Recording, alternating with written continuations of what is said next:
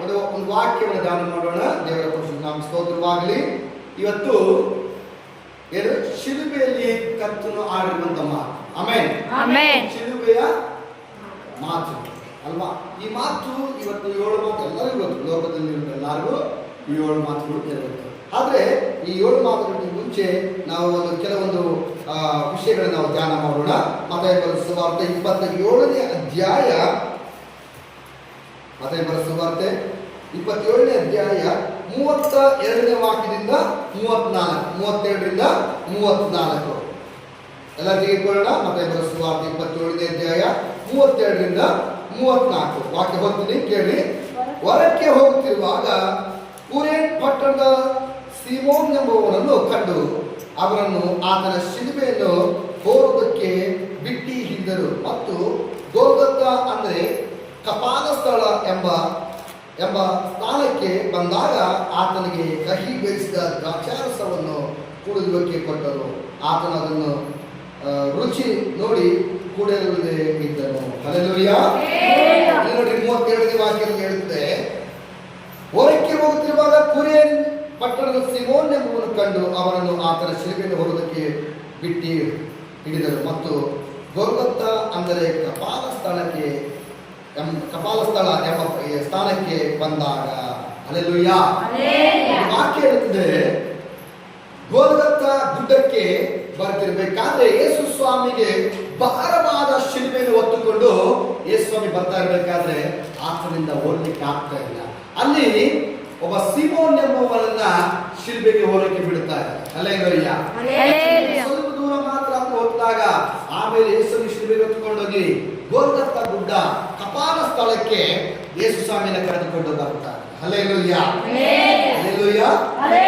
ಕಪಾಲ ಸ್ಥಳ ಅಂದ್ರೆ ಇದ್ರ ಹೆಸರೇ ಕಲ್ವಾರಿ ಎಂದು ಅರ್ಥ. ಏನಿದು?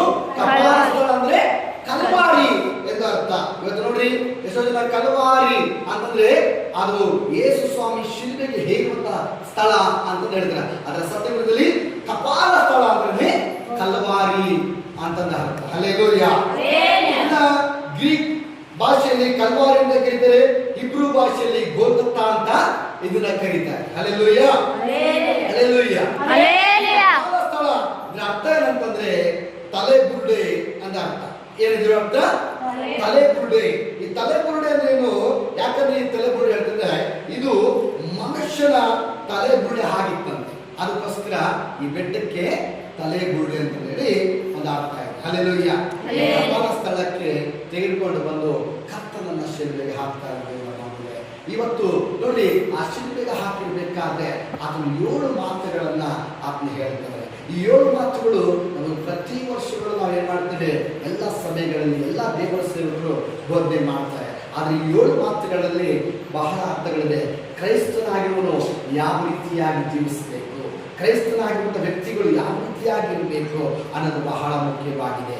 ಯಾವ ರೀತಿಯಾಗಿ ಕ್ಷಮಿಸಬೇಕು, ಯಾವ ರೀತಿಯಾಗಿ ತಂದೆ ತಾಯಿಗಳ ಜವಾಬ್ದಾರಿ ಹೊತ್ತುಕೊಳ್ಳಬೇಕು, ಯಾವ ರೀತಿಯಾಗಿ ಸ್ತೋತ್ರ ಅವರು ಕರ್ತನಲ್ಲಿ ಇರಬೇಕು, ಆತ್ಮಗಳಿಗೋಸ್ಕರ ಯಾವ ರೀತಿ ದಾಹ ಇರಬೇಕು, ಯಾವ ರೀತಿಯಾಗಿ ಅವರು ತನ್ನ ಆತ್ಮವನ್ನು ಕರ್ತನಿಗೆ ಒಪ್ಪಿಸಿಕೊಳ್ಬೇಕು, ಯಾವ ರೀತಿಯಾಗಿ ಅವರು ಈ ಲೋಕಕ್ಕೆ ಬಂದ ಮೇಲೆ ದೇವರನ್ನು ನಂಬಿ ಯಾವ ರೀತಿಯಾಗಿ ಅವರು ಜೀವಿಸಬೇಕು ಅನ್ನೋದು ಬಹಳ ಬಹಳ ಮುಖ್ಯವಾಗಿದೆ. ಹಲ್ಲೆಲೂಯಾ. ಅರ್ಥ ಇದೆ ದೇವರ ಮಗುವೆ. ಏನೋ 7 ಮಾತುಗಳು ವರ್ಷ ನಾವು ಹೇಳೋದು ಮುಖ್ಯವಲ್ಲ. ಆ 7 ಮಾತುಗಳು ನನ್ನ ಜೀವನದಲ್ಲಿ ಅದು ಕಾರ್ಯ ರೂಪದಲ್ಲಿ ಅದು ಮುಂದೆ ಸಾಗುವಂತದ್ದಾಗಿರಬೇಕು. ಆಮೆನ್. ಯಾಕಂದ್ರೆ ಈ 7 ಮಾತುಗಳಲ್ಲಿ ವಿಶೇಷವಾದ ಶಕ್ತಿ ಇದೆ. ನೋಡಿ, 1ನೇ ಮಾತೇನು? ಅವರನ್ನ ಕ್ಷಮಿಸು. ನೋಡಿ, ನಾವು ಇವತ್ತು ಕೂಡ ಕ್ಷಮಿಸುವುದನ್ನ ಕಲಿಬೇಕು. ಇವತ್ತು ಯಾವ ವ್ಯಕ್ತಿ ಕ್ಷಮಿಸುವುದನ್ನ ಕಲಿದಿಲ್ವೋ, ಕ್ರೈಸ್ತನಾಗಿರುವಂತ ಒಬ್ಬ ವ್ಯಕ್ತಿಯಲ್ಲಿ ನಿಜವಾದ ಗುಣ ಅದು ಕ್ಷಮಿಸುವಂತ ಗುಣ ಆಗಿರ್ಬೇಕು. ಆಮೆನ್. ಕ್ಷಮಿಸುವ ಗುಣ ಅವನ ಒಳಗಡೆ ಇಲ್ಲ ಅಂದ್ರೆ ಅವನು ಕ್ರೈಸ್ತನೇ ಅಲ್ಲ. ಯಾಕಂದ್ರೆ ಯೇಸು ಹೇಳ್ತಿದ್ರೆ ನಿನ್ನ ನೆರೆಯನ್ನು ನಿನ್ನನ್ನೇ ಪ್ರೀತಿಸು. ಹಲ್ಲೆಲೂಯಾ. ಮಾರ್ಕನ ಸುವಾರ್ತೆ 11:35 ನೀನು ನಿಂತುಕೊಂಡು ಪ್ರಾರ್ಥನೆ ಮಾಡಬೇಕು. ಯಾರ ಮೇಲೆ ವಿರೋಧವಿದ್ರೆ ಮೊದಲನ್ನ ಕ್ಷಮಿಸ್ಬಿಟ್ಟು ಬಾ, ನಂತರ ತಂದೆ ಕೂಡ ನಿನ್ನ ತಪ್ಪುಗಳನ್ನ ಕ್ಷಮಿಸ್ತಾನೆ. ಹಲ್ಲೆಲೂಯಾ. ಸುವಾರ್ತೆಯಲ್ಲಿ 6ನೇ ಅಧ್ಯಾಯದಲ್ಲಿ ಹೇಳ್ತದೆ, ನೀನು ಮೊದಲು ಇನ್ನೊಬ್ಬ ತಪ್ಪನ್ನು ಕ್ಷಮಿಸು, ನಂತರ ನಿನ್ನ ತಪ್ಪುಗಳನ್ನ ಪರಲೋಕದ ತಂದೆ ಕ್ಷಮಿಸ್ತಾನೆ. ಹಲ್ಲೆಲೂಯಾ. ಈ ಕ್ರೈಸ್ತನಾಗಿರುವಂತ ವಿಷಯದಲ್ಲಿ ಮೊದಲಾಗಿ ಕ್ಷಮಾ ಕ್ಷಮಾಪಣೆ ಅನ್ನೋದು, ಕ್ಷಮಿಸುವ ಅನ್ನೋದು ಇರಬೇಕು. ಆಮೇಲೆ ಆಮೆನ್. ಕ್ಷಮಿಸುವ ಗುಣ ಇರುತ್ತಿಲ್ವೋ ಅವನ ಕ್ರೈಸ್ತನಿಸಲಿಕ್ಕೆ ಸಾಧ್ಯವಿಲ್ಲ. ಹಲ್ಲೆಲೂಯಾ. ಎರಡನೇದೇನು? ಇವತ್ತೇನು ಸಂಘ ಪರದೇಶಿಯಲ್ಲಿ. ನೋಡ್ರಿ, ಯೇಸು ಕ್ರಿಸ್ತನು ಇದು ಕಳ್ಳನಿಗೆ ಹೇಳುತ್ತೆ. ಕಳ್ಳನ ಹೇಳ್ತಾನೆ, ದೇವರೇ ಆತ್ಮ ಹೇಳಿದ ನಿನಗೆ ತಲೆ ಕೆಡಿಸ್ಕೊಬೇಕು. ಇನ್ನೊಬ್ಬ ಕಳ್ಳ ಹೇಳ್ತಾನೆ, ನೀನು ದೇವರಾಗಿದ್ರೆ, ನೀನು ದೇವರ ಮಗನಾಗಿದ್ರೆ, ಕುಮಾರನಾಗಿದ್ರೆ ನೀನು ನಾನು ರಕ್ಷಿಸು ಅಂತ ಹೇಳ್ತಾನೆ. ಆದ್ರೆ ಇನ್ನೊಬ್ಬ ಕಳ್ಳ ಹೇಳ್ತಾನೆ, ಬಲಗಡೆ ಕಳ್ಳ, ಅಯ್ಯ ಅವನು ಬೈತಾನೆ ಕಳ್ಳನಿಗೆ, ನೀನಾದ್ರೂ ನಾನು ತಪ್ಪಿಗೆ ಏನ್ ಮಾಡಿ ತಪ್ಪು ಮಾಡಿ ಇದಕ್ಕೆ ಹೊಣೆ ಆಗಿದ್ದೇನೆ. ಆತನ ದೇವ ಕುಮಾರನು ಸುಮ್ಮನೆ ಇರುವಂತ ಬೈತಾನೆ. ಹಲ್ಲೆಲೂಯಾ. ಅದನ್ನ ಹೇಳ್ತಾನೆ, ಅಯ್ಯ ನನ್ನ ರಾಜ್ಯವನ್ನು ಪಡೆದುಕೊಂಡು ಬರಬೇಕಾದ್ರೆ ಒಂದು ಸಾಲ ಯೇಸು ಹೇಳಿದ್ರೆ, ಇವತ್ತು ನಮ್ಮ ಸಂಗಡ ದೇವರ ಮಗುವೆ, ಇವತ್ತು ನೀನು ನಾನು ಕ್ರಿಸ್ತನಿಗೋಸ್ಕರ ಜೀವಿಸಬೇಕಾದ್ರೆ, ಇವತ್ತು ನೀನು ನಾನು ಕ್ರಿಸ್ತನ ಒಳಗಡೆ ನಾವು ನಿರಂತರವಾಗಿ ಜೀವಿಸಬೇಕಾದ್ರೆ ಆತನ ಸಂಗಡ ನಾವು ಯಾವಾಗಲೂ ಪರದೇಶದಲ್ಲಿ ಸಾಧ್ಯ. ಆಮೆನ್. ಹಲ್ಲೆಲೂಯಾ. ಸಂಗಡ ನಾವು ಯಾವಾಗಲೂ ವಾಸ ಮಾಡಲಿಕ್ಕೆ ಸಾಧ್ಯ. ಇವತ್ತು ಕ್ರೈಸ್ತರ ಜೀವಿತ ಮೊಟ್ಟ ಮೊದಲಾಗಿ ಕಲಿಬೇಕಂದ್ರೆ ಕ್ರಿಸ್ತನಲ್ಲಿ ಜೀವಿಸುವವನಾಗಿರಬೇಕು. ಆಮೆನ್. ಏನಾಗಿರ್ಬೇಕು? ನೋಡಿ, ಈ ವ್ಯಕ್ತಿ ಹೇಳ್ತಾನೆ, ಕಳ್ಳ ಹೇಳ್ತಾನೆ, ಅಯ್ಯ ನಿನ್ನ ರಾಜ್ಯವನ್ನು ಪಡೆದುಕೊಂಡು ಬರುವಾಗ ಒಂದು ಸಾರಿ ನೆನೆಸಿತು. ಹಲ್ಲೆಲೂಯಾ. ಇವತ್ತು ದೇವರ ಜೊತೆ ನಾವಿದ್ದಾಗಲೇ ದೇವರನ್ನು ನೆನೆಸಿಕೊಳ್ಳಕ್ಕೆ ಸಾಧ್ಯ. ಆಮೇಲೆ ಇವತ್ತು ಕ್ರಿಸ್ತನ ಒಳಗೆ ನಾವು ಜೀವಿಸುವಾಗ, ಕ್ರಿಸ್ತನನ್ನು ನಾವು ನೆಲೆಗೊಂಡಾಗ, ಕ್ರಿಸ್ತನ ಒಳಗಡೆ ನಾವು ಆತ್ಮಿಕವಾಗಿ ಬೆಳೀತಾ ಇರಬೇಕಾದ್ರೆ ದೇವರು ನನ್ನನ್ನು ನಿನ್ನನ್ನು ನೆನೆಸಿಕೊಳ್ಳುವ ರೀತಿಯಲ್ಲಿ ಆತನ ಮಾಡುತ್ತಾನೆ. ಆಮೇಲೆ ಹಲ್ಲೆಲೂಯಾ. ನೆನೆಸಿಕೊಳ್ಳುವ ದೇವರಾಗಿದ್ದಾನೆ. ಆದ್ರೆ ನಾವು ನೀನು ಕ್ರಿಸ್ತನಲ್ಲಿ ಜೀವಿಸುವುದನ್ನ ಕಲಿಬೇಕು. ಆಮೇಲೆ ಹಲ್ಲೆಲೂಯಾ. ಹಲ್ಲೆಲೂಯಾ. ಮೂರನೇದಾಗಿ ಎಂದ್ರೆ ನೋಡ್ರಿ, ಯೇಸು ಸ್ವಾಮಿ ಹಲವಾರು ವಿಷಯದಲ್ಲಿ ಇರಬೇಕಾದ್ರೂ ಕೂಡ ಆತನು ತನ್ನ ತಂದೆ ತಾಯಿಯ ಜವಾಬ್ದಾರಿಗೆ ನಾವು ಹೇಳ್ತಾ ಇದ್ದೇವೆ. ಇವತ್ತು ಕ್ರೈಸ್ತರಲ್ಲಿ ನೋಡಿ ಎಷ್ಟೋ ಜನ ಏನ್ ಮಾಡ್ತಾ ಇದ್ದಾರೆ, ತಂದೆ ತಾಯಿಗಳನ್ನ ರುದ್ರಾಶ್ರಮ ಬಿಡ್ತಾ ಇದ್ದಾರೆ, ಕರೆಕ್ಟಾಗಿ ಊಟ ಆಗ್ತಾ ಇಲ್ಲ. ಇವತ್ತು ನಾವು ಕ್ರೈಸ್ತ ಮಾಡಿದ್ರೆ ಇಡೀ ಲೋಕನೇ ಆ ರೀತಿ ಆಗ್ತದೆ. ಅದರ ಸತ್ಯವೇದ ವಾಕ್ಯ ಹೇಳ್ತಾ ಇಲ್ಲ, ತಂದೆ ತಾಯಿಯನ್ನು ಸನ್ಮಾನಿಸಿದ ಭೂಮಿ ಮೇಲೆ ಬಹುಕಾಲ ಬಾಳುತ್ತೆ. ಆಮೆನ್. ಹಲ್ಲೆಲೂಯಾ. ಏನ್ ಮಾಡ್ಬೇಕಂತೆ, ಈ ಮಾನವನ ಜವಾಬ್ದಾರಿಕೆಯನ್ನು ವಿಶ್ವಸಿಸುತ್ತೆ. ನಿನ್ನ ತಂದೆ ತಾಯಿಯ ಮೇಲೆ ಜವಾಬ್ದಾರಿಕೆಯನ್ನು ತೋರಿಸುತ್ತೆ. ಮನೆಯ ಮಗಳಾಗಿ ಜವಾಬ್ದಾರಿ ಹೊತ್ತುಕೊಂಡು ಮುಂದೆ ಸಾಕ್ಬೇಕು. ಆಮೇಲೆ ಆ ಒಂದು ಜವಾಬ್ದಾರಿಕೆಯನ್ನು ಸತ್ಯವೇದ ಏರ್ಪಡಿಸ್ತದೆ. ಶಿಲುಬೆಯಲ್ಲಿ ಆಡಿದರೆ ಯೇಸುವನ್ನು ಸುಮ್ಮನೆ ಬಿಡೋದಿಲ್ಲ. ಆ ಮಾತು ನಮಗೆ ಅನುಭವವಾಗಬೇಕು. ನಾನು ಆ ಮಾತಿನ ಪ್ರಕಾರ ನಡೀಬೇಕು. ಇವತ್ತು ನಾವು ತಂದೆ ತಾಯಿಗಳನ್ನ ಯಾವ ರೀತಿ ನೋಡ್ಕೊಳ್ಬೇಕಂತಂದ್ರೆ ಅವರನ್ನ ತುಂಬಾ ಪ್ರೀತಿಯಿಂದ ನೋಡ್ಕೊಳ್ಬೇಕು. ಆಮೇಲೆ ಅವರ ಜವಾಬ್ದಾರಿಕೆ ನಮ್ಮ ಮೇಲೆ ಇಟ್ಟಿದ್ದಾರೆ ದೇವರು. ಅವ್ರನ್ನ ನೋಡ್ಕೊಳ್ಳೋದಕ್ಕೋಸ್ಕರ ಯೇಸು ಸ್ವಾಮಿ ಸಾಯ್ಬೇಕಾದ್ರು ಏನ್ ಮಾಡ್ತಾರೆ, ಅಮ್ಮ ಈಗೋ ನಿನ್ನ ಮಗನು, ಶಿಷ್ಯನಿಗೆ ಹೇಳ್ತಾರೆ ಈಗೋ ನನ್ನ ತಾಯಿಯಲ್ಲಿ. ಯಾಕೆ? ತನ್ನ ಜವಾಬ್ದಾರಿಯನ್ನು ತನ್ನ ಶಿಷ್ಯನಿಗೆ ಕೊಟ್ಟು ಹೋಗ್ತಾರೆ. ಹಲ್ಲೆಲೂಯಾ. ನಾವು ಕೂಡ ನಮ್ಮ ಜವಾಬ್ದಾರಿಯನ್ನು ಹೊತ್ತುಕೊಳ್ಳಬೇಕು. ನಾವು ಜವಾಬ್ದಾರಿಕೆ ನಾವು ನೆನಪು ಮಾಡಿಕೊಳ್ಳಬೇಕು. ಆಮೇಲೆ ಹಲ್ಲೆಲೂಯಾ. ಹಲ್ಲೆಲೂಯಾ.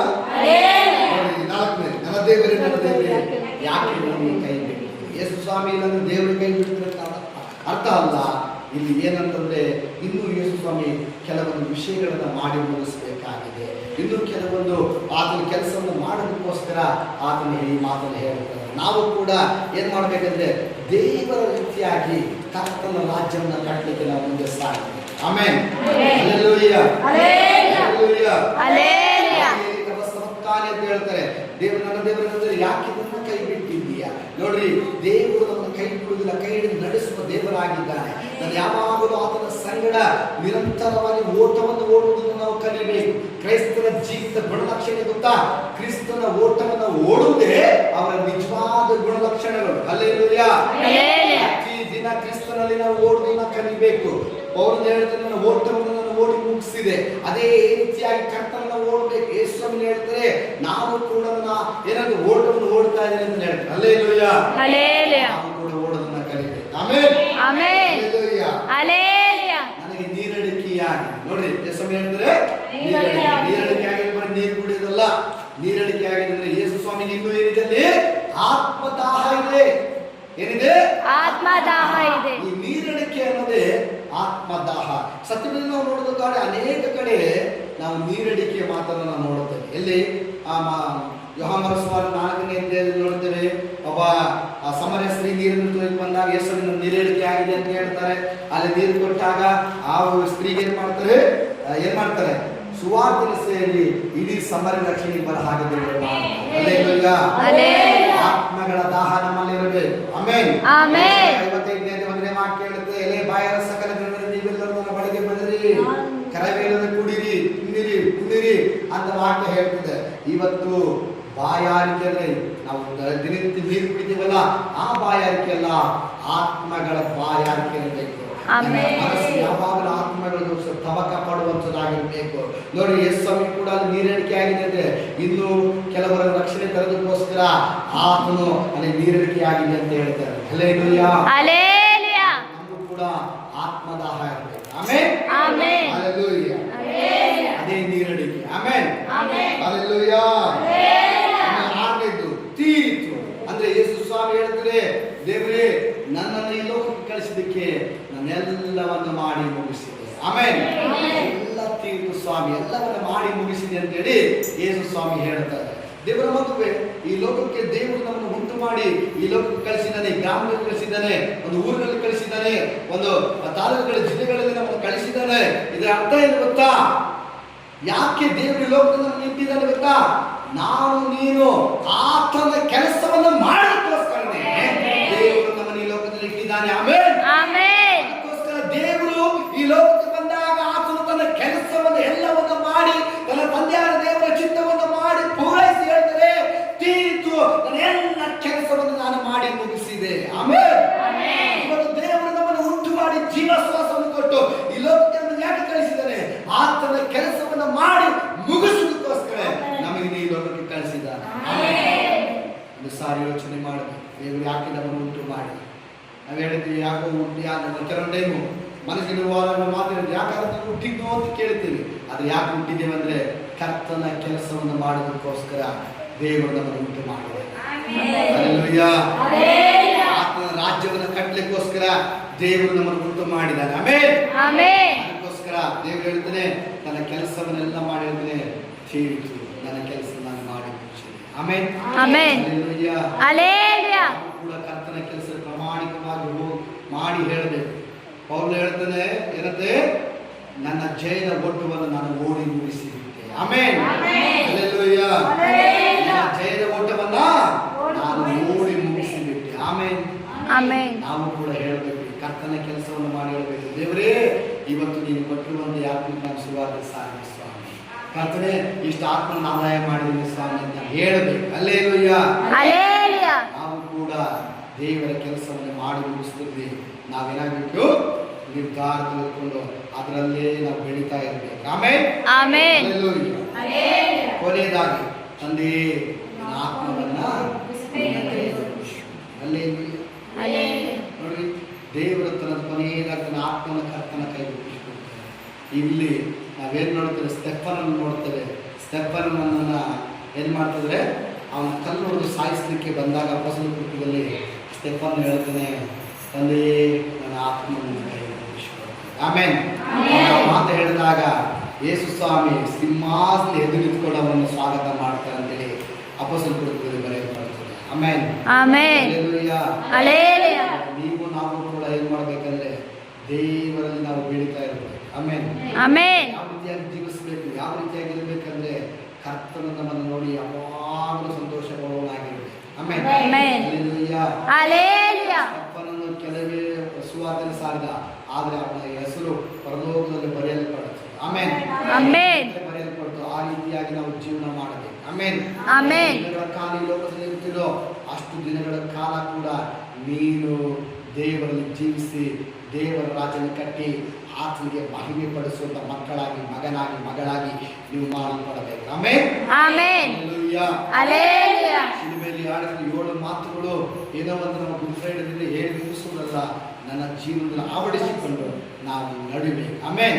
ನಾವು ನಡೆದು ಮಾಡಿ ತೋರಿಸ್ತೇವಲ್ವಾ, ಅದೇ ನಿಜವಾದ ಗುಡ್ ಫ್ರೈಡೆ. ಆಮೆನ್. ಹಲ್ಲೆಲೂಯಾ. ಇವತ್ತಿನಿಂದ ನನ್ನ ಜೀವನ ಬದಲಾಗಬೇಕು, ಜೀವನ ಶೈಲಿ ಬದಲಾಗಬೇಕು, ನಾವು ಬದಲಾಗಬೇಕು. ಕ್ರಿಸ್ತನ ರಾಜ್ಯವನ್ನು ಕಟ್ಟಬೇಕು, ಪರಲೋಕ ರಾಜ್ಯವನ್ನು ಕಟ್ಟಿ ದೇವರ ನಾಮನ ಮಹಿಮೆ ಪಡಿಸಿ. ಇದೇ ದೇವರಿಗೆ ಬೇಕಾಗಿರುವಂತ ಬದಲಾವಣೆ ಜೀವಿತ. ಇದೇ ಕ್ರಿಸ್ತನ 7 ಶಿಲುಬೆಯಲ್ಲಿ ಆಡಿರುವಂಥ ಮಾತುಗಳಿಗೆ ಅರ್ಥ ಸಿಗುವುದಾಗುತ್ತದೆ ಎಂಬ ದೇವರು ಈ ವಾಕ್ಯವನ್ನು ಆಶೀರ್ವಾದ ಮಾಡಲಿ. ಆಮೇಲೆ ಆಮೆನ್.